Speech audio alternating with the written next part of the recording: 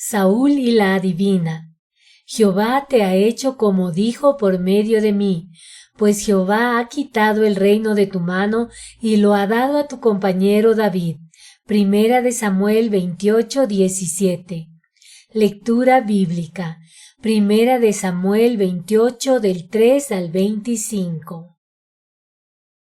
Concepto clave. Dios es fiel y justo. Él cumple con su palabra y su ira cae sobre el pecador.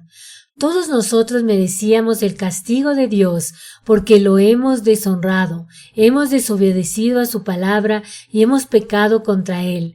Mas la gracia y la misericordia de Dios se reflejó en nuestra vida. Dios mandó a su unigénito Hijo a morir por nosotros. Cristo recibió el castigo que tú y yo merecíamos. Fue nuestro sustituto y por Él tenemos una vida nueva. Si no fuera por su amor, estaríamos condenados y el juicio de Dios caería sobre nosotros. Introducción. Saúl fue escogido por Dios como rey de Israel. Él era un rey que cumplía las expectativas de un pueblo que desechó a Dios como rey, todo porque querían ser como las demás naciones. Dios entregó varias victorias a Saúl. Sus logros militares fueron significativos, pero Saúl se envaneció, dejando que el poder y las circunstancias lo llevaran a deshonrar a Dios y a no obedecerlo. Saúl se dejó dominar por el pecado de tal forma que no le importaba la voz de Dios, ni agradarle. Quería asegurar su poder e hizo cosas terribles. Dios le quitó el reino y escogió a un nuevo rey, uno conforme a su corazón. Desarrollo. En la historia de hoy vemos que el juicio de Dios finalmente llegó sobre Saúl. El Espíritu de Dios lo había abandonado por su pecado y había llegado la hora de su castigo. Los filisteos se levantaron contra el pueblo y a pesar de los intentos de Saúl, Dios se había alejado de él.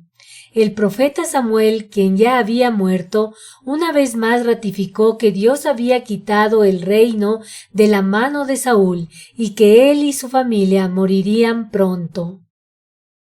Ya que Saúl, en consecuencia de su pecado, de su desobediencia y rebelión contra Dios, no podía acudir al Señor, actuó de forma insensata, buscando cualquier recurso para entender lo que Dios quería. Por ley divina, los encantadores y adivinos estaban excluidos de Israel. El pueblo de Dios no debía dejarse contaminar por ellos. Acudir a ellos era una desobediencia y la consecuencia sería la ira de Dios. Saúl, en su desesperación, buscó este medio que iba contra la ley de Dios, para entender lo que iba a pasar. Saúl arriesgó su vida en el territorio de los filisteos para pedir consejo a una adivina, actuando en abierta desobediencia a Dios. Pero irónicamente juró por la misma existencia del Señor para asegurar su credibilidad ante la adivina. A tanto había llegado el pecado y la desesperación de Saúl que estaba dispuesto a hacer todo para conservar su poder. Saúl estaba atemorizado, con el corazón turbado en gran manera a causa de los filisteos. Pero su temor fue intensificado por las palabras de Samuel. Él entendió que el juicio de Dios había caído sobre él y que las consecuencias de su maldad habían llegado, mas no vemos en él un corazón arrepentido. Saúl se dejó enceguecer y dominar por el pecado. Conclusión. No existe justificación para el pecado. No nos dejemos engañar al pensar que podemos hacer lo malo y no van a haber consecuencias.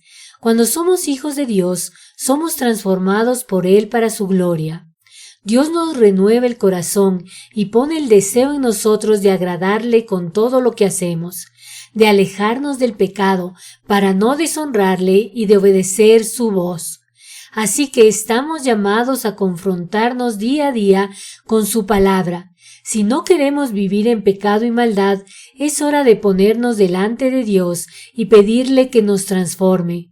La ira de Dios ya no está sobre nosotros solo por Cristo, así que vivamos para Él. Contesta las siguientes preguntas. ¿Quién había abandonado a Saúl por su pecado y había llegado la hora de su castigo? ¿David, el Espíritu de Dios? ¿Samuel? Saúl arriesgó su vida en el territorio de los filisteos para pedir consejo a una adivina. ¿Esto es verdadero o falso? ¿Por qué Saúl estaba atemorizado con el corazón turbado en gran manera? ¿Porque se arrepintió delante de Dios por todo el mal que había hecho a causa de los filisteos? Vemos en Saúl un corazón arrepentido por su pecado. ¿Esto es verdadero o falso? Oración. Señor mi Dios, te doy gracias por tu amor y por tu fidelidad. Gracias por amarme a pesar de lo que soy. Gracias por transformarme en una nueva criatura con el deseo de honrarte y vivir para ti. Señor, no permitas que me deje engañar, que busque justificaciones para vivir en pecado y que me aleje de ti. Perdóname, Señor, por mis ofensas hacia ti.